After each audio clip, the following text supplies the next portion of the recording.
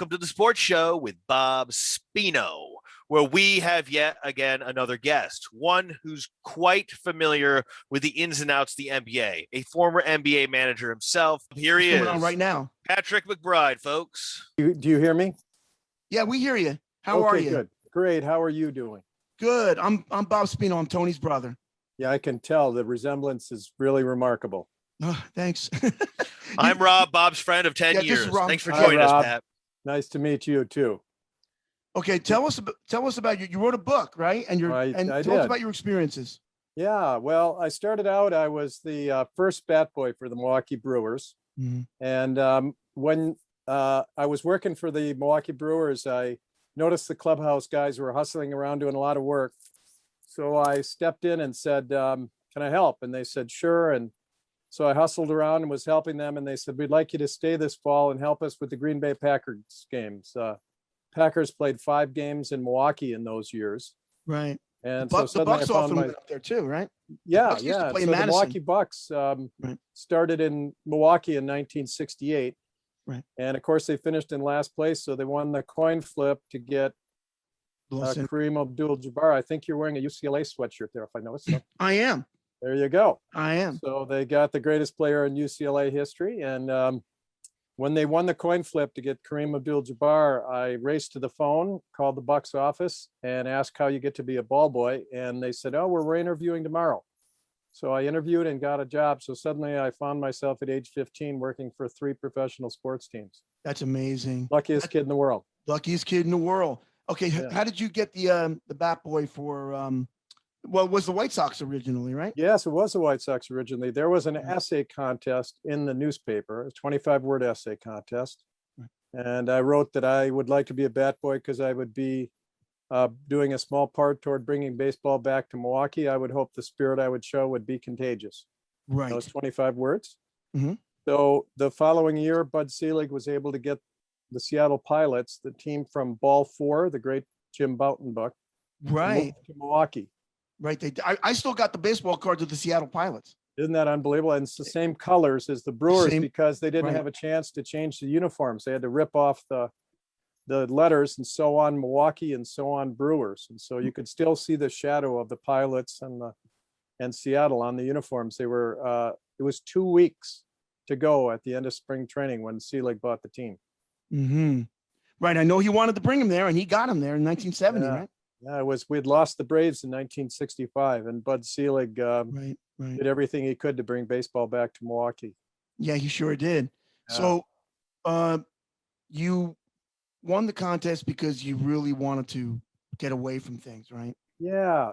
So the other part of the book, thank you for that, Bob, is that I grew up in a family of 7. My parents were newspaper reporters.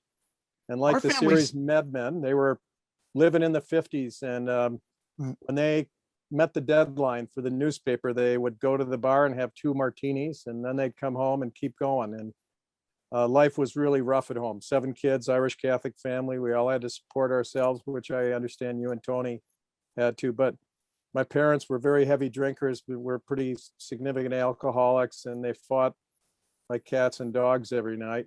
Mm-hmm. So all 7 of us kind of just had to band together and support each other. So it was a very dysfunctional family life. And working for the Brewers and the Bucks got me out of that rough life. And, you know, it's interesting as I go around and tell stories about this book, I'm not alone. You know, about 70% of kids grew up in families that were dysfunctional. And I'm really fortunate that I met some really great mentors like your brother, Tony, which I could tell you stories about, who really mentored me, nurtured me, helped me stay focused on what was really important in life, and got me through that time, got me to medical school, and I've had a wonderful life. Yeah. You know what? We have 7 in our family, actually. Yeah, that's right. We do. And you actually, when you were bat boy, the first player you met was Mr. Cobb, right? Ernie Banks? Mr. Cobb, yes. Ernie Banks was the first guy. You know, when I heard spikes coming down the tunnel, my hair on my arm stood up, and then a guy stuck his head around the corner of the dugout and said, "Hey kid, great day, let's play 2." And I thought I would faint. And then the next thing I knew, I was playing catch with Mr. Cobb, Ernie Banks. Wow. Yeah. That's amazing. Yeah. That is amazing. And he was everything that people tell you he was. He was a terrific person. I used to love the Cubs when I was a little kid. He always went number 14. That was my favorite number. I almost became a Cubs fan. It was between the Cubs and the Mets. I chose the Mets, and there were no prize package, but I always had 69, you made a good decision because I made a great decision. Yeah. And my brother's an Oriole fan. He's never forgiven the Mets to this day. To this day. Yeah. So that was the first game in 1969 when I met Ernie Banks. Right. And who would have known that that was the season? Ernie Banks and Leo DeRocher did not get along at all. And that did not help that season. But it sure helped the New York Mets that season in the great disaster. Yeah, the Mets just took off in the second half. The Black Cat ran in the dugout and looked at Leo, and I knew we were good at that moment. And Mr. Seaver just took over. And Tom Seaver just, what was funny? And the Cubs were great that year. The Mets really had to play great in the second half of the year. They won like every game, and the Cubs just faltered a little. And I never forget the day that the playoffs should have started for the Cubs, because they should have won that division. The reporter sitting in the pouring rain at Wrigley by himself doing this thing. He goes, well, I'm here alone, and the game should be starting here today, but there's nobody here but me. And it was just, they were looking for the GOAT. I bet you they were looking for the GOAT. They were looking for the GOAT. And Seaver and a bunch of also rans. The Cubs were loaded. I'll never forget that day watching Ron Santo give himself an insulin injection. Wow. And the first time I saw a person ever do that. But geez, they had Hundley and Kessinger and Jenkins and Billy Williams, for goodness sakes. I mean, they were just loaded. Should have won the whole thing. Yeah, that's right. That's right. I mean, I tell you what, looking back on it, I don't know how they did. I mean, the Orioles would have given them a hard time because they were pretty good too. You bet. Those Orioles teams, that was the best teams I think I ever worked with. When I was bat boy, of course, we were in the American League and working for that 420 game winner Orioles, Palmer, Dobson, McNally, that Cuellar. Cuellar. I mean, what a group. Wow. Brooks Robinson, Frank Robinson, incredible team, And for the Mets to take them out like that was a miracle in a lot of ways. It was a miracle. Everything just broke right for him. And that year I kind of knew it because I remember that night when Seaver pitched the one hitter and Jimmy Qualls gets this broken bat hit. And I'm just like, and he was crying. He was on Kiner's corner after the game with Ralph Kiner. Him and his wife were both crying. And, my mother came home like, man, he should have done it, Mom, but from that moment on, I knew, I was like, this team's special and watch out. Just think about 1969 and what an incredible year in sports. You have the Miracle Mets, you have Kareem Abdul-Jabbar coming to the Milwaukee Bucks, and the Lakers were so good, and the Knicks were fantastic during that run. And they were. Well, we could not get their number. I'll tell you what. Frazier and Reed and DeBusschere. I mean, when Cassie Russell is on the bench, a team is loaded, right? Right. I mean, and Joe Namath and the Jets. And the Jets. I mean, right. And the Jets, right? They beat Baltimore, right? Right. So you went to the Bucks and yes, sir. And you called them on the day that Lou Alcindor signed with them, Got the coin flip and they won the coin flip.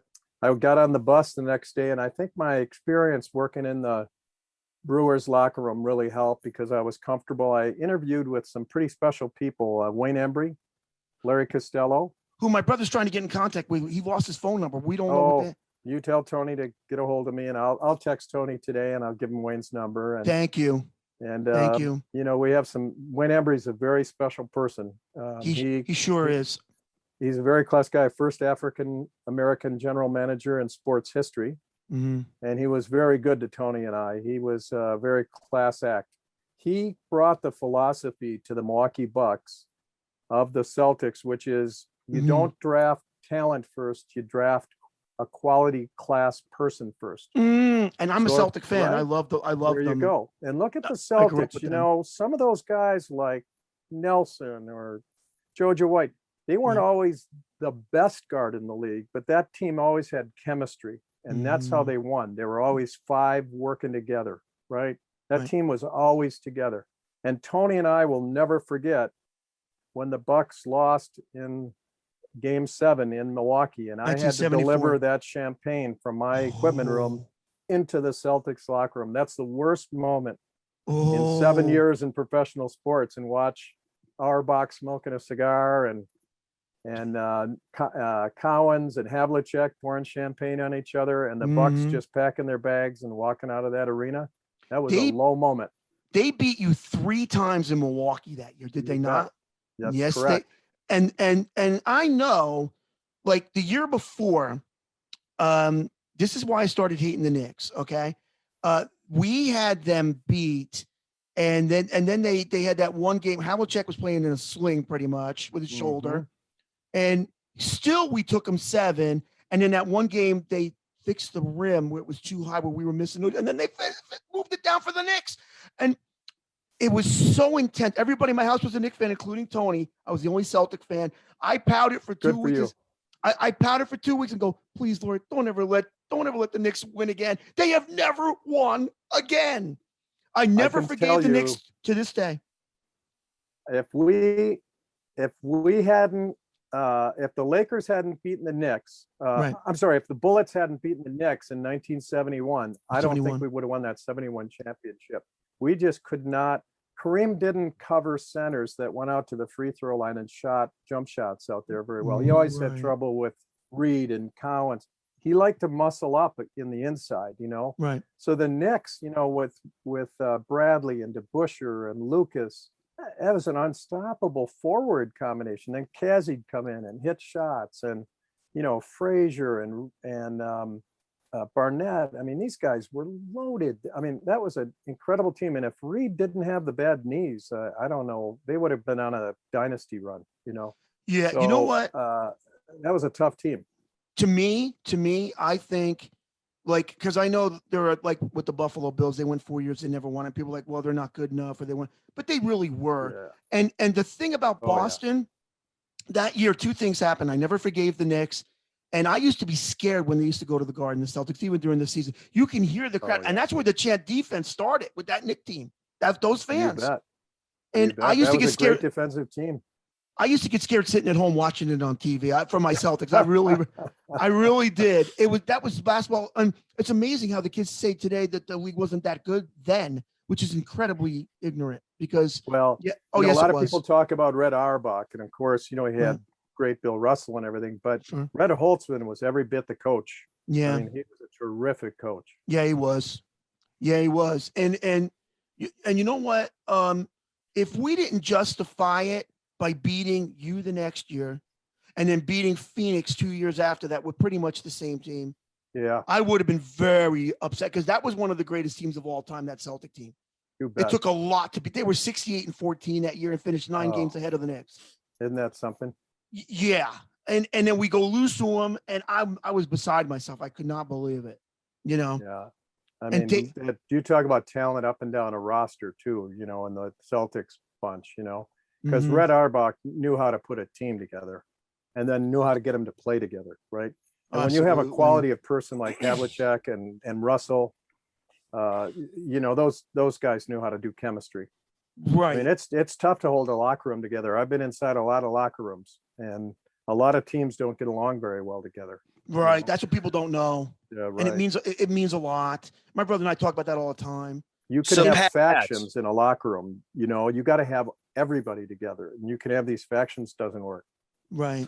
So, Pat, of all the places you've been to, these arenas, these stadiums, whatnot, which ones were your favorite places to see these events, and which not so much? Yeah, well, I'll tell you a couple of great moments.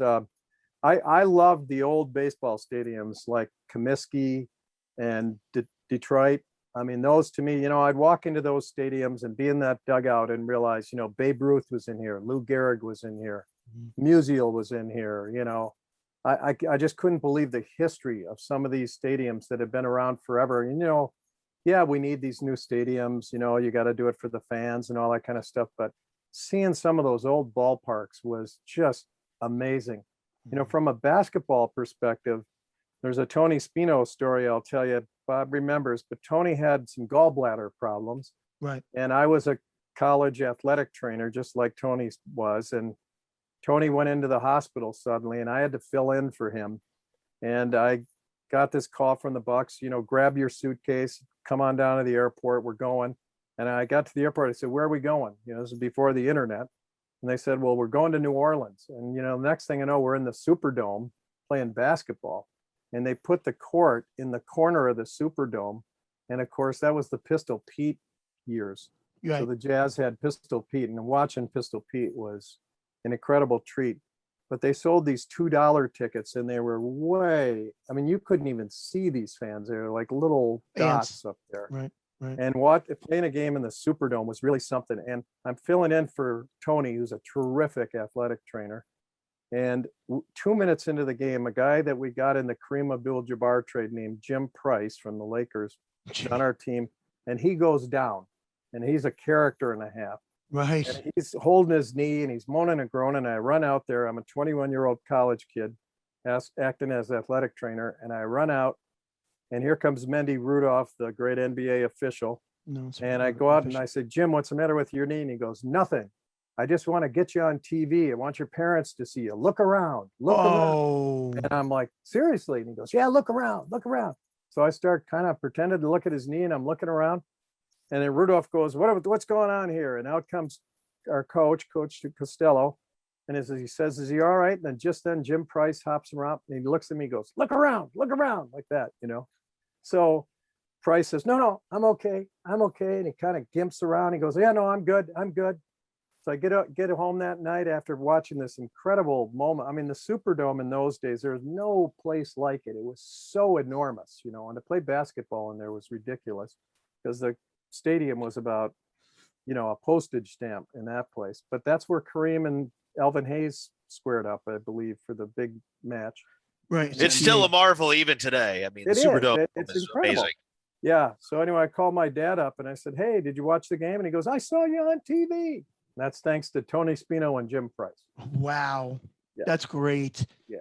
So you, in the beginning, Larry was the coach. And I know my brother told me too, if you didn't have enough practice players, he would let you practice with the team. My brother did once, and I believe you did, right? Yeah, I practiced multiple times with him. I'm 6'4", and I played freshman year in college, and the Bucks were trying to keep the budget down a lot of times, and a lot of times they carried 10 or 11 players, and oftentimes somebody take a practice off. There were some guys who were infamous for taking a practice off, like Oscar Dandridge, especially as we got closer to the playoff time. They'd take some of the end of the season games off.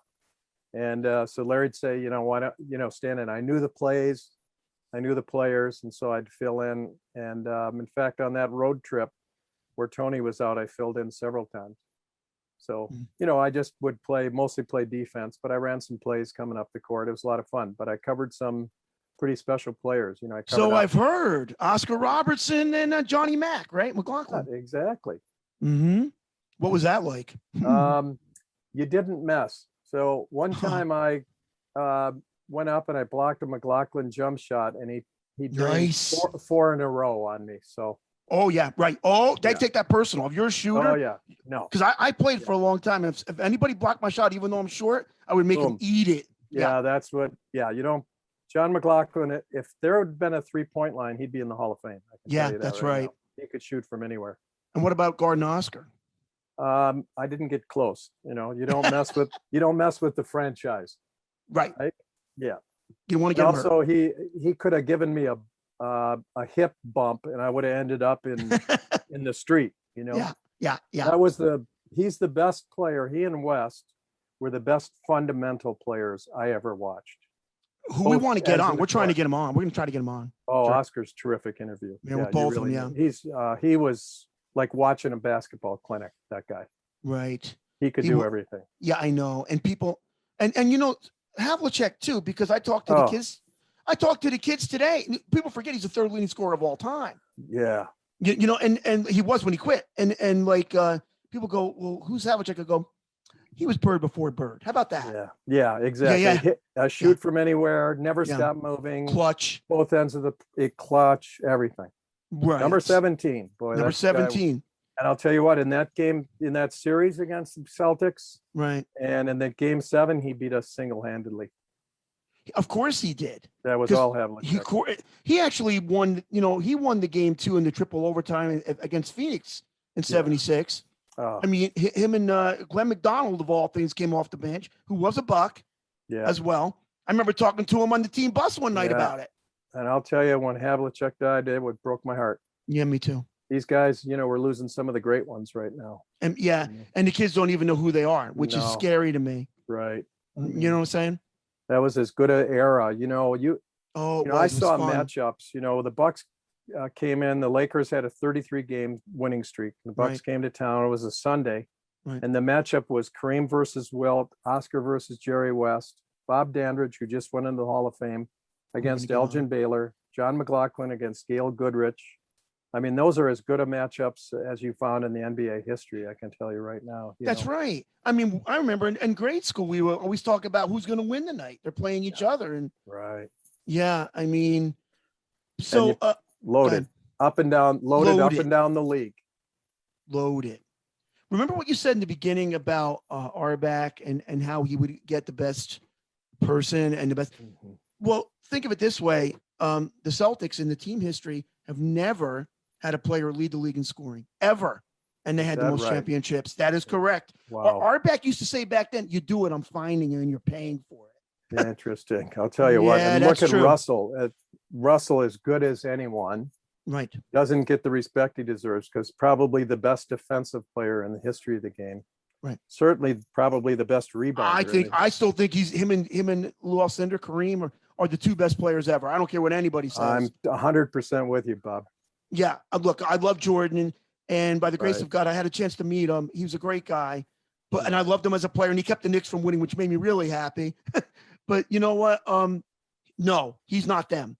Nobody could stop the skyhook. Nobody could stop the skyhook. And impossible. We're going to try to get Eddie Doucette on, who coined that term, the skyhook, when he took it against Henry Finkel, right? Over Finkel's game. The skyhook desperately needs to make a comeback. I mean, the skyhook's a beautiful thing to watch. You're totally right. And the bank shot. Why don't they? If you're 6'10", if you're 7 feet, why aren't you using that height? Indefensible move. Right. Right. And Kareem made it from the corner in Game 6 against the Celtics. It would have been had a Game 7. It would have been a 3, I think. Today he was so far out in that deep corner, and he hit that shot in Game 6, and I was upset. But everybody in Milwaukee was loving it. We got a Game 7, and I was counting. I was like, boy, I'm going to be having champagne poured on my head for the first time in my life. In my equipment room were 7 cases of beautiful champagne on ice. And then I had to turn around and wheel it to the Celtics. That was brutal. Now, were you there in 71 when they won it, the Bucks? Yes, sir. So you didn't have they won it on the road. So Game 4 was in Baltimore. Yep.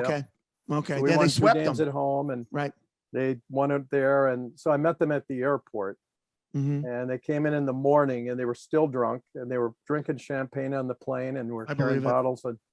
But we never got a parade. Milwaukee never really celebrated that championship, and it's the only one in 51 years. Wow. Yep. Now, Pat, do you still follow the game? Are you connected still? And do you like the game now?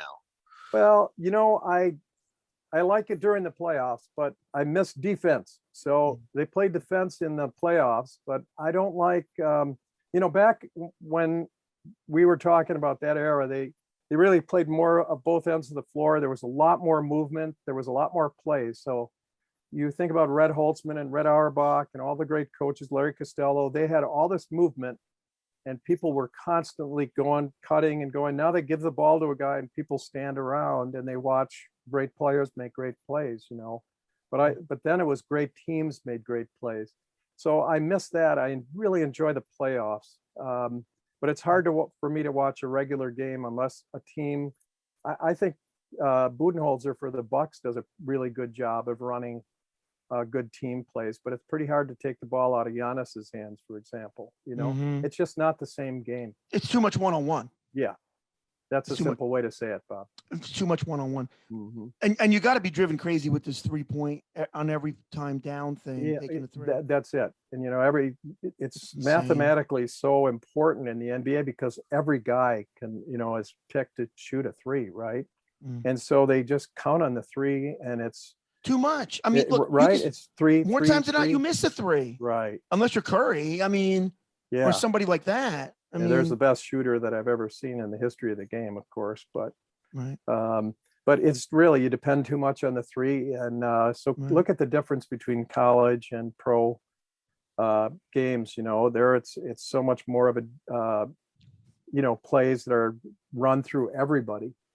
And this, like Budenholzer's offense, is you spread the floor, let Giannis drive the middle, and then flip it out for a three. It's a completely different basketball game. Right. Now, were you there through the mid 70s with my brother? That's correct. Because I must have met you back then, because I was in high school, and every year we would go out for Christmas vacation. You always had 2 weeks at home for whatever reason. Yep.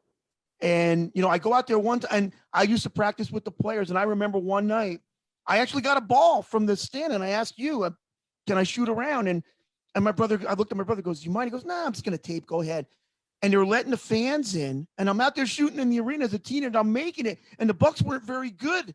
And I'm making all these shots, and the fans are looking at me. I'm going, this is cool. This is cool. Yeah, there you go. The great Milwaukee Arena. Yeah. And like, I heard one fan go, sign him now. Right. and I'm just like, I thought I was the luckiest boy in the world, but I'm wrong. You are.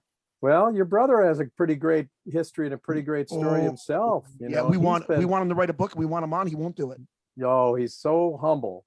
But he was a bat boy for the Dodgers, and he worked with Johnny Wooden for all those years, and he's worked with all the great UCLA teams. So he's got quite a story himself. So I think we've had so many guests come on and state exactly that, Pat. I mean, we could make a montage of all the guests that came on and said, Tony, you need to write a book. There's no question. I'll ghostwrite it with him. There you go. Now, is your book out? Is your book out yet? No, it'll be out this July. So I'm putting in the final illustrations. I got some great illustrations of Kareem and I'm on the court with Oscar and standing in the dugout. And I got some great pictures of Ted Williams and DiMaggio and I. Right. You met Williams and DiMaggio. You want to tell us about that a little bit? I'll tell you a couple of funny stories. So DiMaggio was a coach for the Oakland Athletics. Last year he was there. Right. And I was like 15-year-old kid, and I saw him sitting there. So I walked up and I said, Mr. DiMaggio, do you mind if I ask you a question? And he said, sure, son, what is it? And I said, is it true that you leave a dozen red roses on Marilyn Monroe's grave every week? And the guy looked at me like, who has the audacity to ask this question?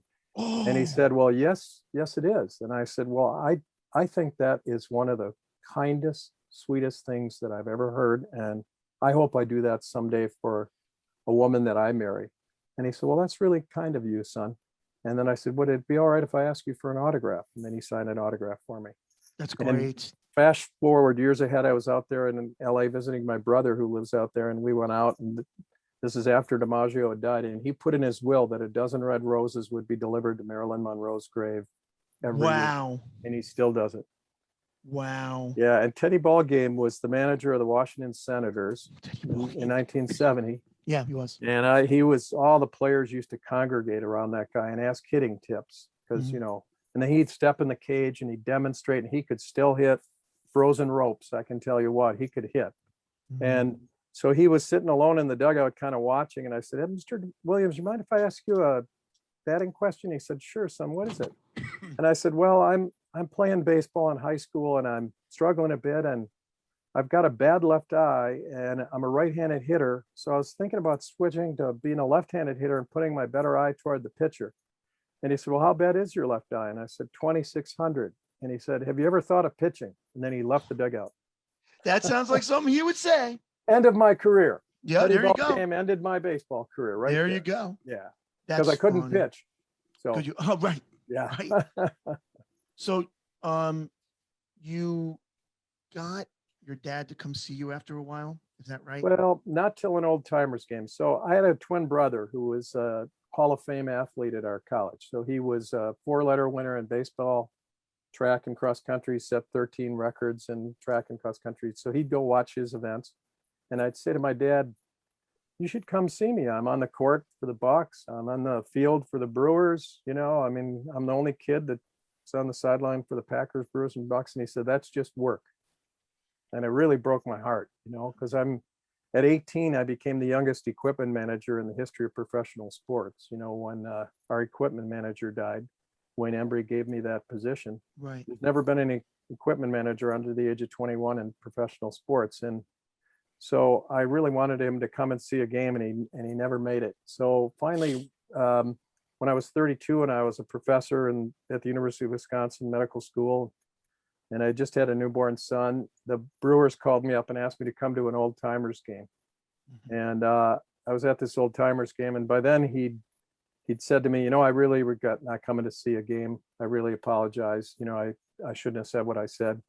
So he came out to this old timers game, and I was out playing catch with a guy named Davey May, who played for the Cubs and who played for the Brewers, and we're playing catch out in the field. And I looked up in the stands, and my dad was holding my newborn son sitting next to my wife, and it literally looked like Field of Dreams with that moment where James Earl Jones says, "You need to stay here, Ray," and looks up on the porch, and there's his wife and his son.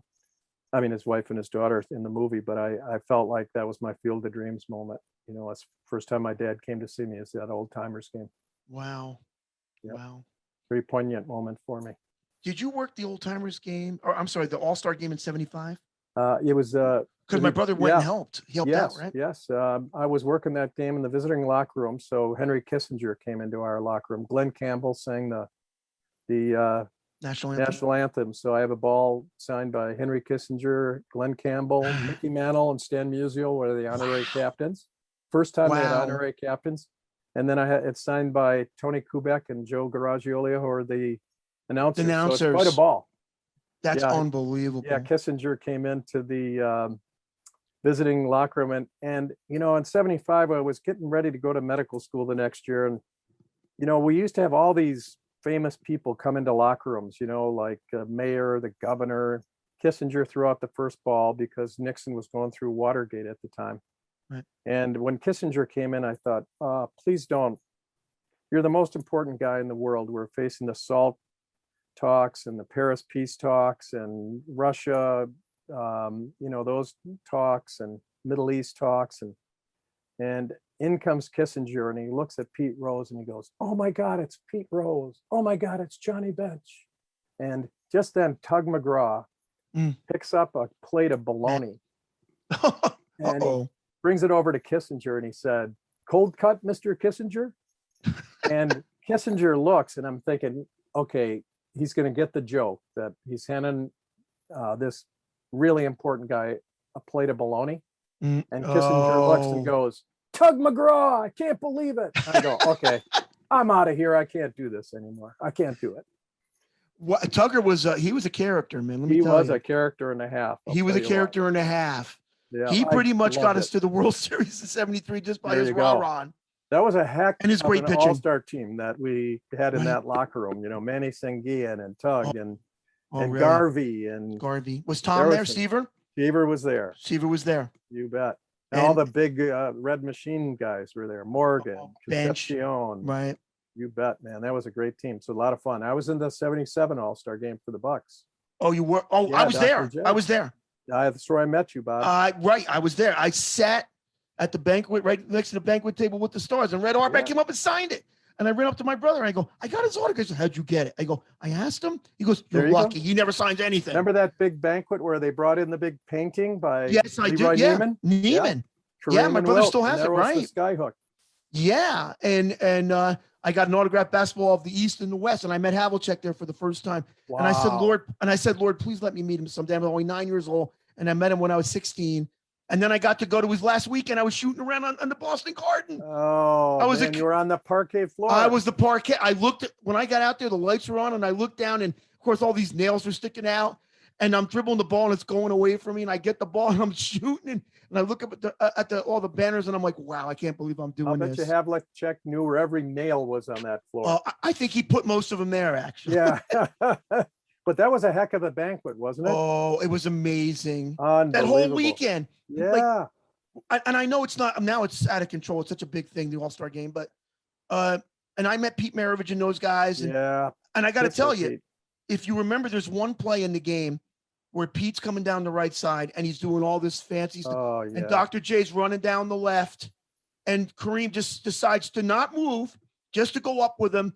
And he goes up, they go up, and all of a sudden, like there's like wheels on his over him and dunk. I was right in the first row when he did it. Yeah, no, I'm going to tell you 2 stories about that. And Swen Nader took the picture. I saw his head above the rim and the ball in the rim. What a great guy, Swen. But I'm going to tell you Tony Spino's story. You know it, Bob, but I think this needs to be told. Okay. So Kareem shows up without a warm-up jacket. He's with the Lakers at this point. Yes, the jacket. And he says, Tony, because Tony's now the trainer for the West. We're in the West Division. That's right. He says, Tony, I don't know what to do. I don't have an all-star. Now, your brother had lost about 40 pounds because of his gallbladder problem. And I just filled in for him as trainer for quite a while, leading up to that all-star game. And they weren't even sure Tony could do that all-star game. Right. But Kareem says, what am I going to do? And Tony says, you know what? I got a great idea, Kareem. We've got one of your old warm-up jerseys in the equipment room that says, Abdul-Jabbar, Milwaukee. And he says, the Milwaukee fans will go crazy when you come out in your old warm-up jacket for warm-ups.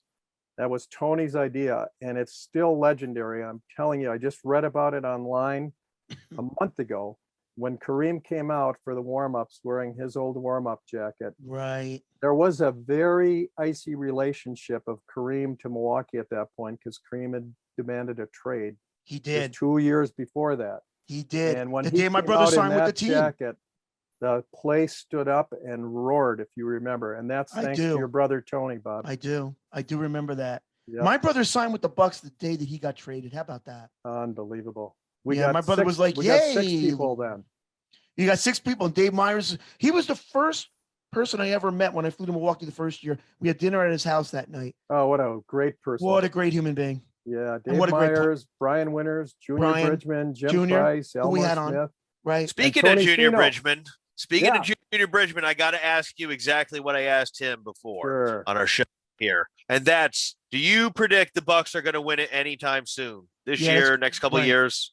I would have, if you'd asked me 2 weeks ago, I would have said no, because they just had too many streaks this year where they lost 3 games or 4 games in a row. Right. But I have this sense watching them against the Heat. They're playing so well that they might have been kind of saving it. Now I'm a little worried about DiVincenzo's injury, but I think they're going to make a run this year.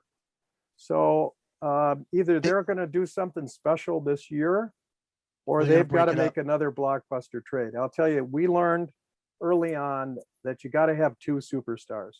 You've got to have